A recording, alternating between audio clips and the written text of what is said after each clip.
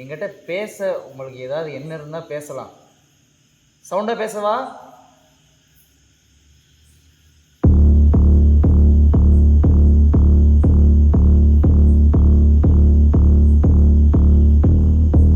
பேசுறீங்களா?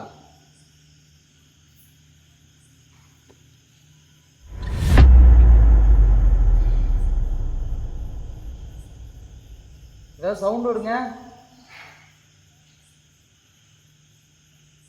எங்களை தவிர யாராவது இருக்கீங்கன்னா ஏதாவது அறிகுறி எதுவும் நாங்கள் தெரிஞ்சுக்கலாமா?